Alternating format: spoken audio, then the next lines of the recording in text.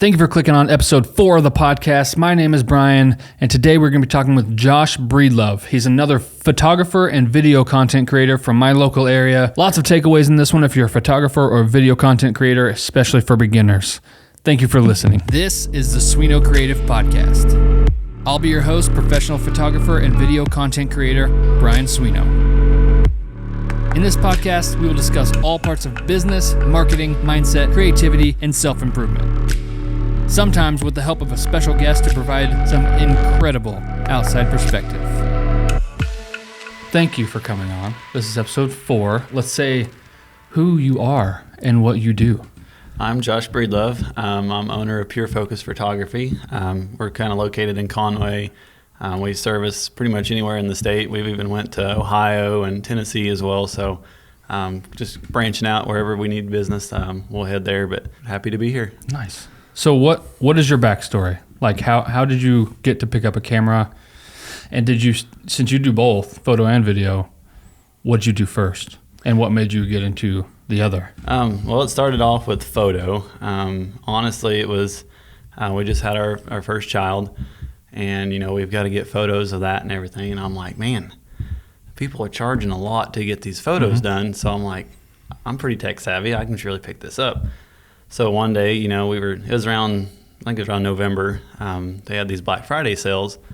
They had a Canon 6D Mark II. That was my first camera. I went ahead and went with full frame right off the bat. I'm like, all right, if we're going to go in, let's just go all in. Don't just, beat around the bush. Just jump in and do it. Yeah. So I ordered that, got it in, just bought the kit lens, and I think I bought the old Nifty 50. I think that's, in everybody's arsenal at one point. So I did that, took a few photos, just, with the tree, and I fell in love with the bokeh and everything like that, and I was instantly hooked. Then after that, I just kept going and going, just, how it is when you first start, you're shooting cans, pop cans and soda cans and just anything in the house just to understand the dynamics of it.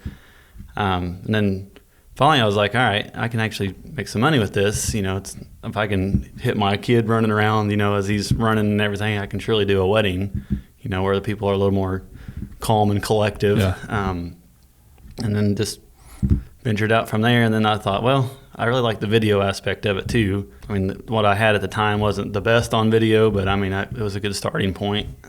Was it the same, that same camera? Yeah. And then just continued on that, just, watched a lot of, YouTube stuff, kind of self-taught myself. It's kind of the same concept, just, practicing, learning the autofocus and all that things, but just trial by fire, I guess. Yeah. How long was it before, whenever you picked up the camera, till you started like, all right, I'm good enough to actually try to make some money with it? I would say at least 6 months. At first I wasn't sure that I was actually going to do that, especially, in those high stress situations where, like this is someone's life. You don't want to, miss that moment.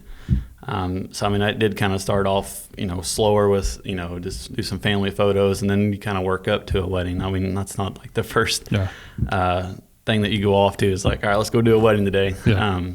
Just, you had to build that confidence and that muscle memory. But yeah, I'd say around 6 months. And then after that, you just start, getting word of mouth, and then you just get more and more, and, just continue to push yourself to do more. And, here we are today. How long after that was the video? Were you doing photography for like a whole year and you're like, I should really like get into the video stuff? Or was it like soon after you're like, oh, this can shoot video too? Yeah. I kind of filmed myself doing like hunting and stuff. Just had like a GoPro, and then I had I don't even remember the Canon that I had, but it was just strictly a video camera. And I did notice that the 6D did like a lot better of separation because it was a full frame, and it just really separated the subject. And I was like, why can't I get that with this other camera? Yeah. So I thought, well, I'll take that with me. So I took it a couple times hunting, and I kind of, transitioned from there. That's kind of what sparked the whole video thing too, was, I can do that on my own terms. And then, as you learn it more, and then you can actually go and start filming people. But it worked out pretty good. I eventually sold the other camera, and then ended up buying the 5D Mark IV. Actually went to do a wedding on that. I rented one, and funny thing, they were going to deliver it on the Monday after the wedding. So I was like, dang it, I'm in a pinch here. So I'm like, I need 2 cameras, and but yeah, so I mean, just started out filming myself hunting, and and I was like, well, I feel pretty comfortable about this, the editing process, etc. And then like I said, then you just slowly start layering things on. Yeah. When was this? Like, when was it whenever you picked up a camera? Well, I mean, as far as a camera in general was probably when I bought that one. It was November of 2018, I think. 2018? It wasn't So too long. 5 years? Yeah. Or I guess four? Four to math five. Is not my strong suit. Four and a quarter years. So yeah, it wasn't that too terribly long ago. I mean, once you get the foundation of it, I mean, you can apply that, across any kind of camera brand too. Yeah. So we'll get into that after a while. So you started shooting photo first, then you moved into video. Do you have a preference, photo or video, or do you like them equally? I know there's photographers that get into video just to have something else to make money with, and there's video people that get into photos to have something else to make money with. Very rarely is there someone who can do both equally as good and equally likes them. Mm-hmm. I mean, honestly, I hate to say that I'm one of the few there, but I mean, I guess they each have their own trade-off. Like, to me, photos, you have more quote unquote work the day of. Like, you're constantly flipping the angles, setting up people. Like, you're the one that's in charge that day. Yeah. Video, like during a wedding situation, you got to be more calm, collective. You can't be jerking your camera around, even on a gimbal. Like, it's only going to do so much for you. But I think that work trade-off comes when you go to the editing process. But I mean, overall, I don't know, man. Videos, you can relive the moment better. I mean, a photo's, worth 1,000 words, but, when you can actually have a video play in and relive the sounds, the moments, I don't know. I feel like we get more video than we do photos, but I mean, when you go to the editing aspect of it, your photos, you can pop your headphones in, jam out to some music. Yeah. I mean, but when you come to video, you gotta dive into that moment. There's no sounds, headphones on. They're both good and bad. I mean, there's some exciting things with video. I'm sure we're going to talk about that too. I feel the same. Like, I pretty much equally like them if I'm shooting something that I like on video. Correct. That's the worst, is when you get a video project where you are not a fan of, or one of those things where you're taking it to take on business, which sometimes you have to do, to scale up and get those things. Like, that is weddings for me. Like, in this season I'm going into, that's one thing I want to start phasing a little bit away from. Still going to take it on, but I'm be a little bit more picky and choosy of what I'm taking on. Looking for those certain venues, a certain aesthetic or whatever. Yeah. Or people that I mesh well with more. True. And then I'm going to start, like, associate photography sort of things, I think, this year. Hoping that this year I can use that to help myself scale up a little bit and not have to do 100% of all the work. Yeah. So, building the Avengers of photography and stuff. There you go. It's always fun the day of too. Like, I mean, I don't know, it's just more, I'm that people person. I like interacting with the people and being there. I mean, editing has its strong points too, but I don't know, just it's the moment you're in there, at the moment right there, and you're capturing it, and just seeing what you can do and make that story in your head as you're sitting there filming. It's just, and I mean, that's the exciting part of it. Is that your favorite part? Like the shoot day? Yeah, I mean, I enjoy the editing, but I mean, it's just hard to pass up the moment when you're there living it with that person, especially on a wedding day. That's the best day of their life, and you're there alongside them, and them trusting you to be there and capture that. I mean, it just means a lot. That's the rewarding part of our jobs that we do is, knowing that we're capturing something that they're going to hold on to forever. It means a lot that day. So. Some people get a little too stressed out with the weddings and stuff, though. Like, they don't look forward to the shooting of the wedding because of that reason. Yeah, I mean I'd be lying if I say I don't get my butterflies during the day. Like, I mean, it is high stress, but you learn to channel that into your mind makes those split second decisions, and I mean, you don't let it overtake you. Just keep pushing through it. Plus, once you have enough practice, like you know your skill set, you know what you can do and you can't do. Absolutely. I think that's a major key too, is like being self-aware of what you can actually pull off and what you can't. That's true. And on wedding days, it's probably not the best idea to like try some off the wall stuff. That is true. Yeah, you're kind of limited on your creativity aspect, but that day. You can get a little bit creative, but I mean, you kind of got to stick to the roadmap. Yeah. But yeah, that's what I'm kind of excited to that as well, like branching that out as well, not just strictly doing the weddings, but we got some other things in plan that will come to light later. Hopefully, once we get something solid in concrete on them. But no, it's a lot of fun. So, are you looking to branch off and do, like, have you done primarily weddings? Is that like your bread and butter? And are you looking to branch off into other things? If so, what? That at our core, I guess you would say we do weddings. Not opposed to doing business things. There's been a few things we've done around town here, just to help capture any kind of moment like that. But no, there's other things that we'd like to branch out, like business promos. We did one last year. You were a part of that too with the Hose Monkey Charter. It was really fun to go out and get out on the boat, get to see the lake, get some really cool shots there. Hoping to do something along those lines this year. Got some new additions as far as equipment goes. I haven't really alighted to those too much on my own channel, but hoping to do more with those this year if we can keep from wrecking them. That's the key with that. That is true. Side note, that's FPV drones. We smacked a tree this morning, but in my defense, my hands are pretty froze. Yeah, that was fun. It's like 8 degrees out. Okay, so let's dive into the world of side business. You do this on the side so far. Correct. Do you have plans to make it a full-time thing? And do you have a goal as like, by this year, I want to be full-time doing this? Or is your plan to like keep it a side business and just keep growing it on the side? Man, that's a tough question. Ideally, I would like to do it solely. It's just hard to let go of a steady check, and you got the insurance, 401k, all those other bells and whistles that come along with, hosting an actual career somewhere else. But I mean, for right now, I'd say just keep it growing on the side. I mean, we're already pretty much booked in the fall this year. We've been blessed with a lot of work there. I appreciate everyone reaching out. We're continuing to grow in that aspect, but I mean, I think we could elevate it even more if I could spend more time with it. It's just, I just kind of keep it incubating in the background there. So, I mean, something does happen, it's there. Yeah. Don't want to let it go. I feel like a lot of people are in that same sort of situation where I made the transition, obviously.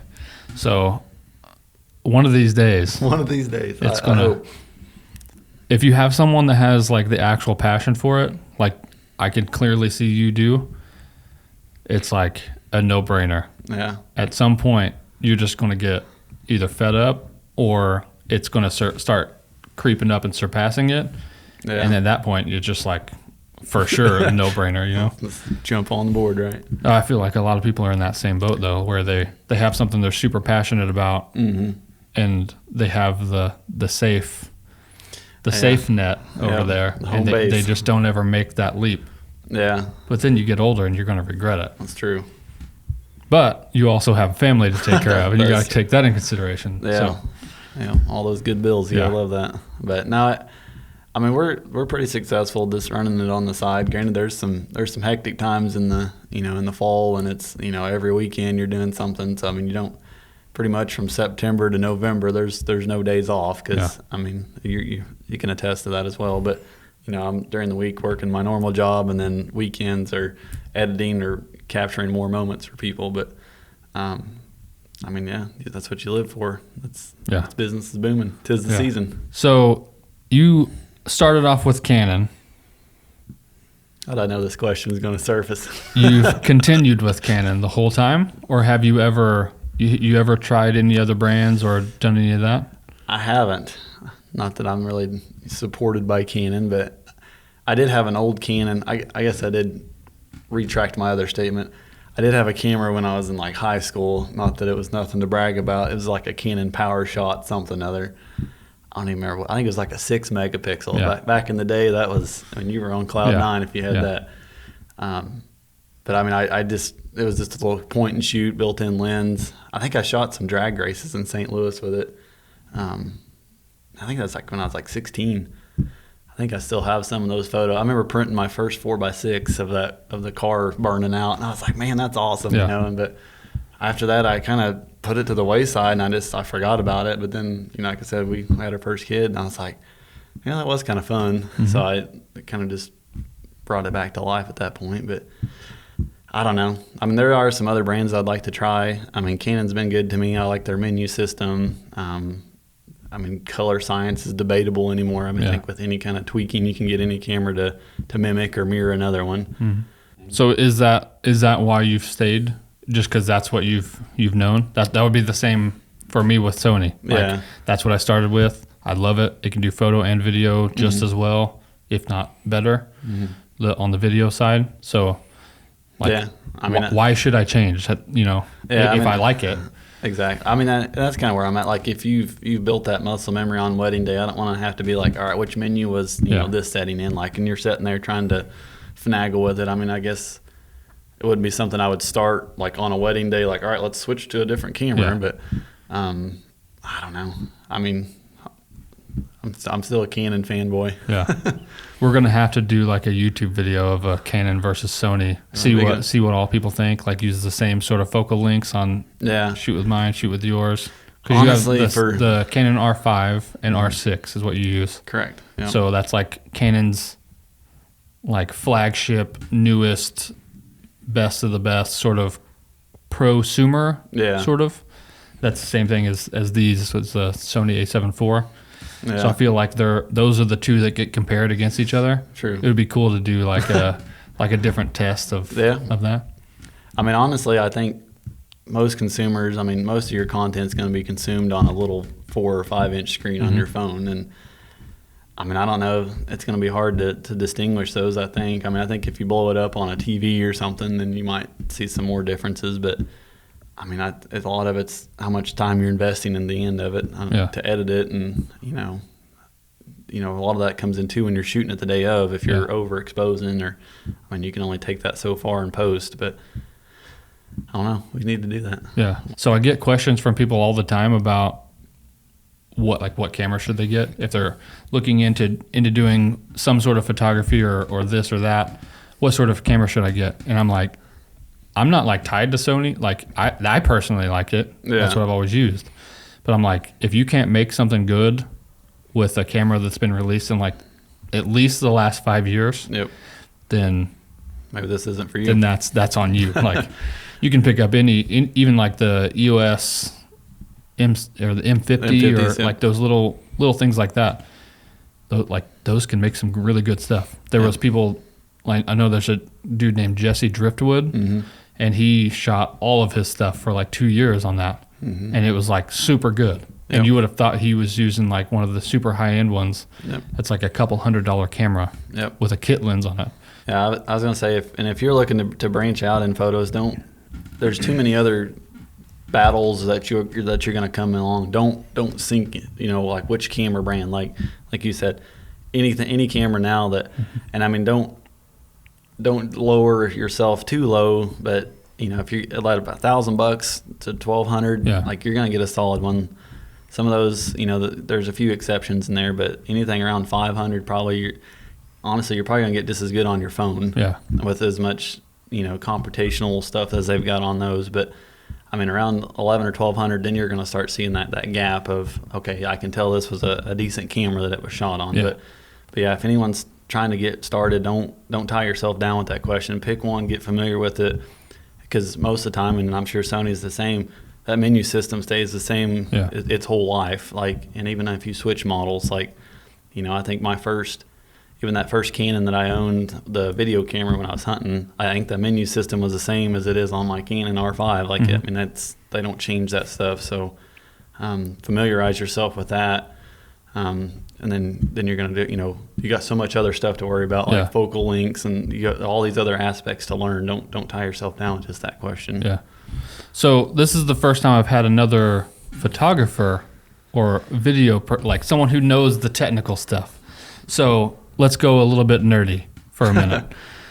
if someone's looking to get into photography or just first picking up a camera, they want to get into photos. Let's just stick with that. What do you think is the best way for someone, a new beginner, to go about picking up a camera and learning, not just leaving everything on auto?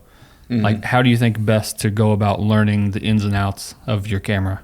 I mean, honestly, like I said, I started with just taking photos of random things. Like, I mean, you can set your coffee mug up, and then, like, I think I started with learning the aperture. Like, all right, this is what's going to change your background blur. And, like, if you're fortunate enough, like even the Nifty 50, it's like $100. You can catch it on sale sometimes. I think I got a refurbished one for like 75 around holiday time. And like I said, don't try to tackle everything at once. Don't try to learn ISO, shutter speed, and aperture all at one time. Break those up into segments. Familiarize yourself with one, and then, okay, this is going to make it darker if I crank it to f8. You know, and I realize, hey, this is giving me, I can see the background really good. And then factor in the next factor, like do shutter speed next. I tend to try to leave ISO as low as I can, period. So I don't mess with that unless I absolutely have to. Even on wedding days, like that's the last thing that I try to change. You know, I don't like introducing a lot of noise, but here's your hashtag Sony moment. You don't have to worry about that as much on Sony, but don't try to tackle them all at once. Break it out into segments. Familiarize yourself with each one, and then add more to the equation. Don't overwhelm yourself with it. But so there's a exposure triangle, it's called. So what you're talking about is the three aspects that control the depth of field, which if you don't know, lenses are essentially like your eyeballs. So the f-stop, it allows it to open up like an owl. The lower the number, the wider it can. So that's where you get the light coming in, bouncing around, get the blurry, nice bokeh. Yeah, the bokeh-licious. So ISO, though, is the camera's internal light, essentially. So if you boost the ISO number, the camera internally is trying to make it brighter, which increases the amount of graininess in the image. Shutter speed is how fast it takes the photo. It's taking it, So super fast stuff. Faster shutter speed freezes it. If you want to show something's in motion, you lower the shutter speed, get the blur, motion blur. So those are what he's talking about. That is like the absolute base, I feel like, of what you should know and how one affects the other. And then you can do damn near anything with a camera. I mean, it's really neat too. And then, you know, there's even long exposure stuff where you crank that shutter down really slow, where it, you know, sometimes they do up to 30 seconds to take a photo. So, I mean, obviously, if you move at all during those moments, it's going to blur it. But definitely make sure you're using a tripod if you're branching off into that. I know a lot of people do that with, you know, the astrophotography. That's something you basically have to do that with that. Otherwise, I mean, if you are cranking that ISO too much, it's going to be so grainy that you're not going to see anything. And then on the flip side, if you're doing that in post, trying to clean that up, you're going to degrade your image on that. So that's why that's my last resort. Just because you lose that detail. Some grain's fine, which I actually had some grain to mine just to give it a little bit of texture. But yeah, I mean, don't take them all on at once. Just baby step it, you know, and find a, you know, a spouse, partner, sister, brother, somebody to help, you know, have them be your model. Just even if they're test subject. Yeah. Even if they're just sitting there on their phone, you're like, that's all you need them to do is just sit there. I mean, you can learn so much really quickly just by, you know, adjusting one thing at a time, like I said, and seeing what that impact is on the photo. That's what I did. And, you know, after a couple of days of messing with that, you're like, all right, let's step it up a notch. Let's do something that's moving. You know, then I had my little boys running around. You know, those, if you can hit those subjects while they're moving, then you really learn that shutter speed pretty quickly. That is the hardest thing to do, is shoot your own kids' photos. In my experience, they're the worst clients ever. But if you can master that, then everything else starts falling into place at that moment. Because, you know, if you're branching out to senior photos or anything like that, like, as long as you got that foundation, like, those subjects are going to pose for you. They're going to sit still. Like, I mean, if you get those moving around moments, you're good to go. What are your thoughts on natural light photography or using flashes? What are your thoughts on that? I know there's always the whole either super proud to be a natural light photographer, or are you one of the ones that are just like whatever gets the job done the best? Yeah. I mean, I would say that's probably where I would fall in. Like there's moments that you want to use the flash. Actually, I did a video of, a little short on my channel about the power of one flash. Like the clients really wanted some sun flare photos, and like obviously Mother Nature dealt us a bad deck. It was a cloudy, overcast day, and like just learning that aspect of what you can do to make that sun, that flash moment, really adds to the photo. But I mean, there's a time and a place for both. It really depends on what your client's going to want. I like both looks. I mean, sometimes I think people push the flash a little too far, where it's obvious that it's flash. I like to just supplement it just enough to where it makes that subject pop just enough, where you can see them better. Because, if you're shooting backlit with the sun, I mean, obviously you're going to get washed out pictures of them, and that's where that flash will step in to help make them more, visible. And that's when I would use that. This whole season of my photography, I feel like, is like experimenting with how much light I can introduce without it looking like I did. Yeah, and I think that's my ultimate goal too. Is like you want to improve it just enough, but not make it look like where it's like it's obvious that you use flash. Like just to supplement it is what I would say too. But I mean, obviously you've got way more knowledge with flash. I mean, that's still something I'm tinkering with, but. When I can, I definitely try to introduce it, just because I do like the look that it gives in certain situations. Yeah. See, that's where like my brain is all about like experimenting with the light. Like if I could just be hired on to light things, I feel like I would love that. Yeah. I mean, I guess that is actually a thing, but lights the camera action. Yeah, like gaffer, I guess, or whatever they call it. Yeah. I don't know where all those terms came from. I need to familiarize myself with that. There you go. My philosophy on that is like whatever serves best. Like at wedding days, like you run into really shitty light situations a lot. So at least bringing a flash with and having some knowledge of like you can bounce it off of this wall and that will like ambient light into the room. Yep. That's a thing. Like people need to, I feel like if you're going to shoot weddings and all that stuff, especially run and gun on the fly, and it's a really big moment, you don't want to miss those moments. Correct. You got to have the tools and the knowledge to get you there. Mainly on wedding days, like the getting ready stage seems like where you definitely have to break out the flashes. I don't know of a venue around hardly that's well lit in the getting ready areas. Like, what's up with that? I don't know. That's like any venue builders out there, please invest in reach some out good. To your local video or photo person whenever you're building a venue and get some good lighting. Yeah, there's been some that have some good windows, but then like we get the nice tungsten light above, and it's either like crazy tungsten light, so everyone looks like Oompa Loompas, or it's the lights that flicker on camera. Yep. All the LEDs that just like black lines in your video. Yep. Come on, guys. Yep. That's you spend all this money on this venue. You got you want good video and photo to like represent it. Yeah, exactly. You got to have good lighting. Good lighting is number one on the list, not the last thing. Yeah. Spend that extra, $20 or so and get a better pack of bulbs, and I mean it's going to do worlds of difference. Yeah. But and two, on the flip side, it is what it is when we get there. But that's where people like us that know that and can recognize that. We help to minimize that amount of banding that you would get during those shots. But yeah, you would be surprised how many places that fall into that category. Yeah. Or my favorite thing in any building at all is whenever you walk in and they have like the two lights, the two tube light thing, and one of them is tungsten and one of them is daylight in the same fixture. Yep. And I'm like, you have clashing color temperature in the same fixture. Yep. Like there's no way to make that look right. It's definitely challenging. And that's where you would really heavily lean on the flash or a fill light just for that situation. And that's we're as photographers and videographers not trying to be intrusive during the day, but that's our reason for doing that is we recognize that we're like, hey, we don't want these mixed colors in our shots. And sometimes you'll see us we're over here flipping light switches off. I mean, sometimes we'd rather work in a little bit dark if that's not impeding with makeup and everything like that. But that's why we do that is we see that color clash in temperatures, because a lot of people don't know about the color temperatures of the lights, Especially for video, it's damn near impossible to fix that in post. Yeah, video is very unforgiving. With your photos, you can shoot in RAW, which gives you like pretty much any kind of flexibility afterwards.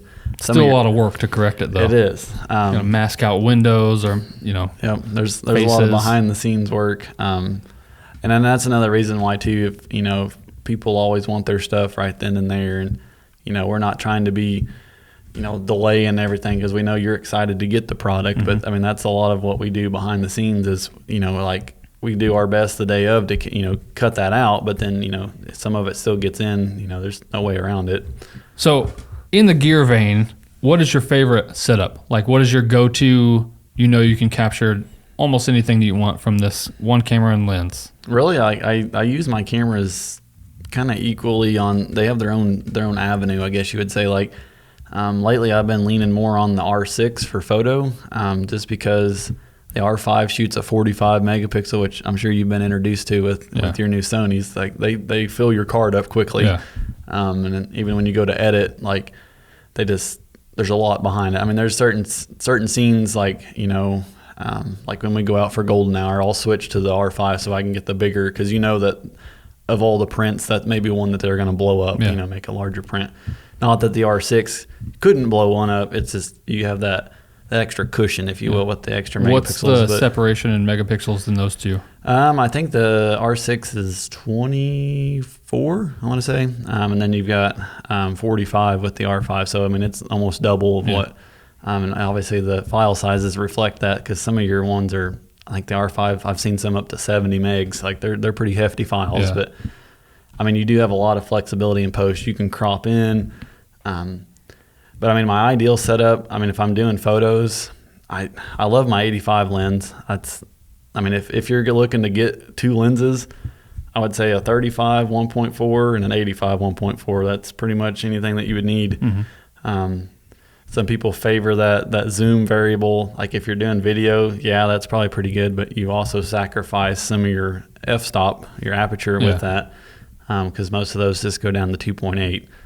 Where with a prime lens, where it's actually a fixed focal length, you can actually go to 1.4, 1.2 on some of them. But bear that in mind, you're narrowing your focus window. You may miss focus if you're not, versed in shooting that low. I think whenever people first start, they're like, once they learn that the lower the number, the more bokeh, all the blurry niceness in the background. I think everyone's like 1.4, 1.4.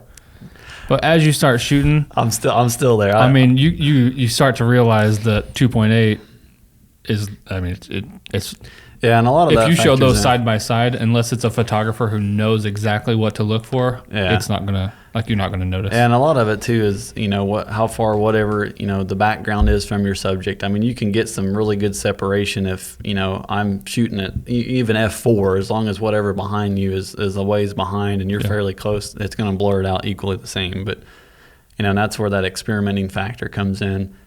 But I mean, I'm still on that lower side, because I paid good money to get these 1.4 lenses. It's insane the amount that the price skyrockets on a lens between 2.8 and 1.4. It does go up. I mean it is rewarding too when you go to shoot those dance sessions and those the end of the day moments at a wedding, like when you need to push that much further, and that's where that really comes in. But I don't know, it's. A lot of people, they never even think about putting it up past 1.4. Yeah. I mean, I fluctuate mine. Like, I mean, obviously if you're doing group shots, I mean, you definitely want to bump it up to, 3.2 or at least, because, don't fall victim to always shooting that low, because when you get back, you may realize that, Aunt Susie is out of focus. That's what I'm saying. There's a lot of people that you see do that. Yeah. So just bear that in mind. Always go a little higher than you think, because if you still want that separation, you can do that in post. Yeah. Single subject all day long. Yep. Groups. Crank it down. Yep. Groups, crank it up. Because, I mean, like I said, you can always do that in post. It does take a little bit of time, but, I mean, after you do it a few times, it becomes pretty fluent. So. So Canon R5 would be your go-to with the 85. Yeah. I mean, if I'm trying to do both, like if I had one camera because one was broke, like it would have to be the R5 because it does the best on video and it gives me the most flexibility with photos. Shoot 8K with that thing. I know. Yeah, you talk about large file sizes. It's like this morning I did a little short stint. I think it was 1 minute and 30 seconds. Guess how big that file was? Probably multiple gigabytes. 20 gigs. Yeah. That's just crazy. So, but I mean, you do get that power of like a photo with that raw ability with video. So you get, your color temp, you get your exposure. Depending on what program you're using to edit with, you would have more options during that. But that power in post is really awesome. Like you can restore quite a bit from it. If your computer doesn't burst into flames while you're trying to edit it. Yes. That is another thing that triggered me to switch to my MacBook. But it is really neat to see in post like what all of it can capture. And then I feel like when I export it, I can tell what shots were done in the 8K just because like it gives you so much more power in there. Yeah. But that's probably only because you're looking for it though. True, but I don't know. That's one thing we have to weigh like constantly. Like, is this even noticeable to anybody besides me? Like, that's something I'm always thinking of. Or like, say this podcast, like it would be super easy for me to shoot this in 1080 rather than do 4K. Yeah. And it would save a lot of time on rendering and exporting and uploading, especially. Yeah. YouTube does not like files apparently that are at all like past an hour. So, like whenever you have a conversation and it's going good, like Nathan. The last podcast was over 2 hours. Oh my goodness. 2 hours and 7 minutes. That one's going to suck to upload. Yeah, that one's going to take a minute for sure. Yeah. All right. So we'll do a little bit of a rapid round before we wrap this up. Rapid round. Okay. What are some of the challenges that you think that creative people face, whether it's business or just like mind, that people wouldn't think of? I would say this. I mean, that's something I struggle with is just what to produce all the time. Like I feel like you want to continue to make stuff. And I mean, there's been some newer technologies that come out that help, formulate some ideas for you. And I think that'll help remedy that situation. But I mean, just always being consistent on what you're putting out. I think that's the key to growing anything is, I wouldn't just necessarily start doing it without having like a little bit of cushion, like 2 or 3 episodes. If you're wanting to start something like, get that cushion so you can make some more content. I'd say that's probably the biggest roadblock is just trying to produce something that, you feel like someone's going to view and, take or learn something from it. Like you feel that it has a purpose. Yeah. Like, I think that's the hardest part. So is it the worry behind that as the creative person, you think like other people don't see that? They just see the thing that you put out and they're like, oh, cool. Where they don't see you like right before you publish something, even if it's just a photo, you're like sitting there like, there's still that. Yeah. And I think even McKinnon said that was like the day that you don't get nervous of what people are going to think when you click that submit or upload is what's it for then? Like if that's your foundation, that's your business that you're producing every time. And I think that's the fun part, but I mean, it's, that's what drives us is, like we want to feel like what we're producing is valuable and, people can get inspired by it. Yeah. And that's something I continue to struggle with is, what's the next thing that they're going to want to see, and I don't want to, necessarily waste my time making something if I don't feel it's going to have some kind of benefit to somebody or, but no, I would say that's probably the biggest part. What's your favorite experience as a creative person so far? Like either doing photo or video, do you have one like moment that stands out? I mean, I don't know. They're all really fun. Like I mean, like I said, that to me, that's the fun part of the day is going and capturing it. I mean, there's been some really fun weddings. Like, I mean, just especially when you connect with that, like if you get fortunate enough to get their engagement session and you do photo and video for them and like really kicking it off, like on the engagement session, like this one couple, I just published their video, like that day that we did the engagement session, like we connected like immediately. Like I felt like I knew them for 20 years, like my whole life. And I think that's, I don't know, those moments like that is, I mean, I try to find that in everyone that we do, but just really when you can kick it off. And like that couple was a really fun wedding. Their wedding was almost up to Illinois, but we had a great time up there. And I mean, as far as moments, like the one that we did with the Hose Monkey Charters getting out on the lake, that was really fun. I mean, there's several. I mean, Getting there's to shoot a yacht. that was true, yeah. But there was a lot of nerve wrack because trying to land the drone back on the boat was. I was definitely sweating bullets on that one. And your controller disconnected in the middle. And it did, yes. So yeah, good old DJI. Yes, they make like the best products that function the worst sometimes. Yeah, just make sure that you check your cable that it's working and functioning. If nothing else, buy a new cable before you decide to do that. But even with the boat stopped and anchored, it still moves. Yeah. So hindsight on that, we're probably going to launch it from land next time. I just kept mine firmly beside me in the seat. I didn't launch it after that. Yep, you're like, I'm good. All right, next one. What would you like to do that you haven't been able to do yet? Probably branching out to do some short films. I don't know. I've always had some idea in mind. I think probably funneling along the lines of being a scary theme. To me, I think those are, easier to get into. Mm-hmm. That, and I really like scary movies anyway. But I think that content would be fun to produce. Also, wouldn't mind doing some music stuff as well. And I know that's something that you've done in the past. It's been a little bit, but I know that you've had that under your belt. But definitely branching out to that. But yeah, either one of those two would be awesome. But I mean, like I said, I'm real happy doing weddings too. Like I said, meeting new people and traveling to see the state. So we've had some really back to that moment. We did get to do a wedding in the Capitol. That was really cool. We got to go up in the very, very, very top, what they call the Whispering Gallery. That was really cool. I definitely remember that. And it was kind of eerie up there because if you don't have your little lav mics on there, you can hear people. Like it was kind of creepy because the way the dome is, the sound bounces all around. Like people feel like they're right on you, but they're 30 feet away. Yeah, so that would be a cool experience. It was pretty cool. Like then you can you've got this little narrow pathway around the edge of the dome up there. But and they got married at the top. They did. That's pretty cool. So did they whisper their vows to each other? They probably could have, and even the camera that was. I had it set up on the opposite side of the place, zoomed in, and I could pull audio from it even because it was pretty neat. But that was definitely a memorable moment because we got to go on the outside of the Capitol, you got to see some of the original brick from when it was built. Yeah.